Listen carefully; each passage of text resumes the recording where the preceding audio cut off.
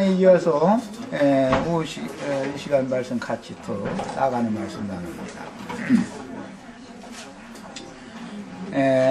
첫 시간에 광야의 사역과 요단강 건너의 사역에 관한 어떤 그 분기점에 관한 것을 말씀을 드리느라고 이것저것 말씀을 나눴는데, 모세가 광야 사역의 시작자였었고, 이제 침례자 요한이 광야 사역을 마감하는 사람이었습니다. 육신으로 오신 예수는 요단강 건너에 가나안 땅의 사역을 시작하신 분이고, 아들의 이름으로 아버지께서 보내신 진리의 성령 또 다른 보혜사, 그분은 이제 가나안 땅 사역을 마무리를 하는 분이죠. 이것은 성경에서는 굉장히 큰 어떤 기점들을 제시하고 있습니다. 그런데 모세의 사역에서는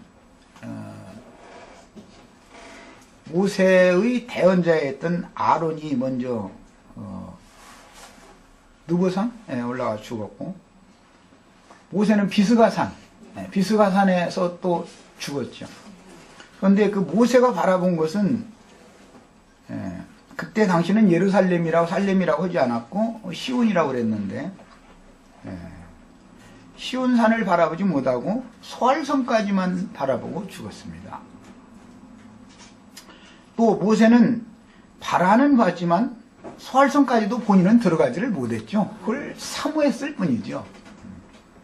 그리고 그 백성들이 거기에 들어가면은 어떻게 하라는 그런 계시의 말씀을 받아서 예언을 했을 뿐입니다. 모세 자신은 들어가지 못했죠. 우리 형제 자매님들은 소알성까지만 바라보는 그런 신앙생활, 소알성까지도 요단 건너에 있는 멀리 소알성까지만이라도 바라본 사람, 그것은 롯이 소돔에서는 나왔지만 선사가 지시한 산이라고 하는 시온산까지, 그 멀리 먼 산까지는 가지를 못하고 그 중간에 있는 소알성에 들어갔었기 때문에 거기까지만 본 거예요. 거기까지만 본 사람도 굉장한 사람이죠. 일단은 소돔성에서 나온 사람이니까.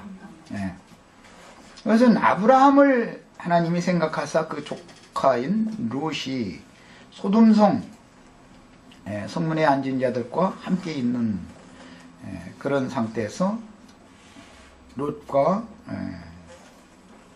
그 가족들을 불러냈지만, 가족이라고 해야 뭐 이제 살들은 따라 나오질 않았으니까 아내와 두 딸이 따라 나왔는데, 아내는 중간에 뭐 뒤를 돌아다가서 뭐 소금기둥이 됐다 이렇게 표현이 됐고, 두 딸들은 그 산에서는 불안하니까 소알성에 들어가서 하다가 불안한 거예요. 그러니까 하나님이 산으로 가라고 그랬는데, 그러니까 이제 산으로 또 거기서 나와서 자기네들이 갈 수 있는 산에를 간 거지요.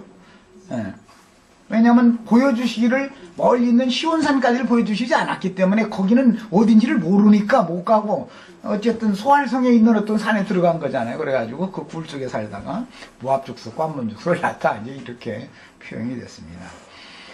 그래서 모압 족속과 암몬 족속이 되어진 신앙인들만 해도 이 시대에는 최고의 경지에 이른 신앙인들입니다. 최고의 경지에 이른 사람들이에요. 그러나 그들은 반드시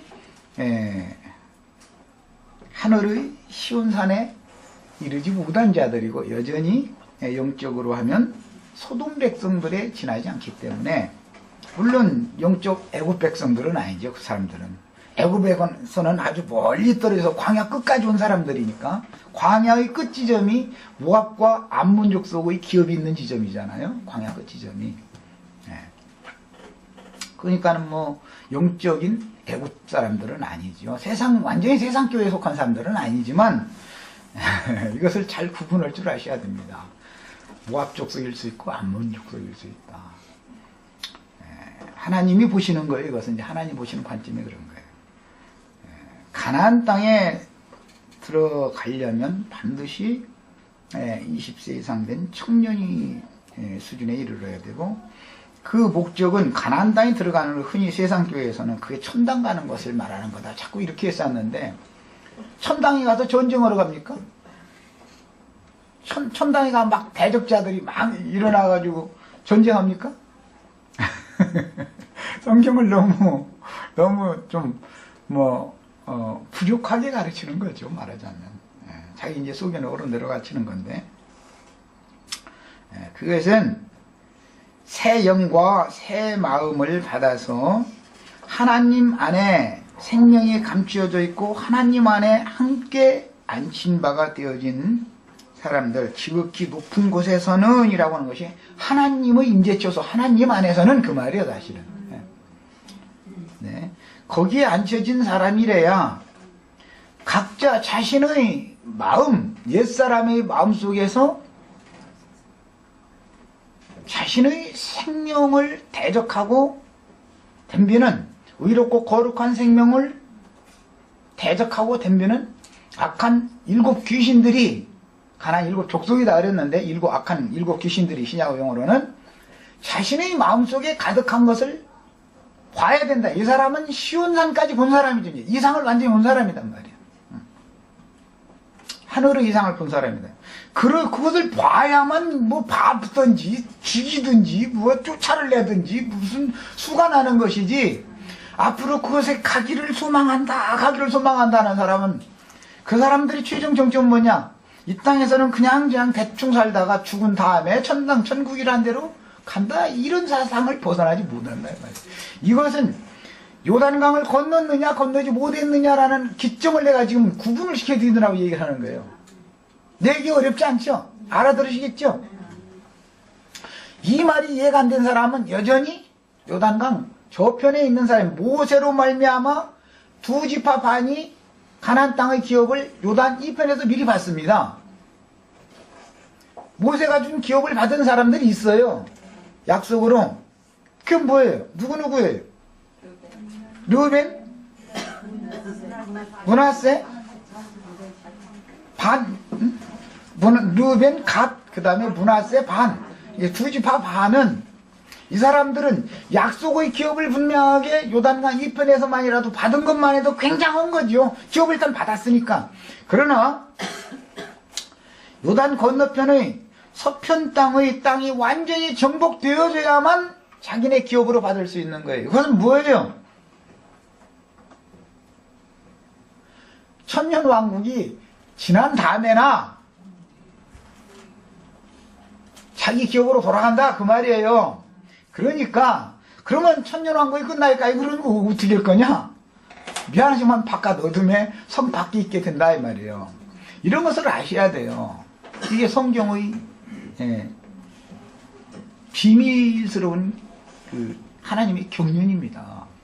가나안 땅이 완전히 9 지파 반이 기업을 다 분배받기 전에는 약속으로 유대인들이 모세로 말미암아서 먼저 기업을 받았을 때 그들이 거기에서 죽치고 그냥 요단강 건너가지 않을 수 있는 게 아니죠. 요단강 건너가서 싸우지만, 그것은 그렇다고 해서 그들이 요단강 건너편에서 기업은 없다 이거예요. 요단강 이편에서만 기업이 있지. 이것은 무엇을 말하느냐? 그들은 땅의 기업은 있지만 하늘에 간직한 기업은 없다 이 말이에요. 그들에게는. 이런 것이 하나님의 경륜입니다. 그래서 지금 요한의 사역과 예수 그리스도의 출생에 관한 기록을 우리가 지금 말씀을 나누고 있는데,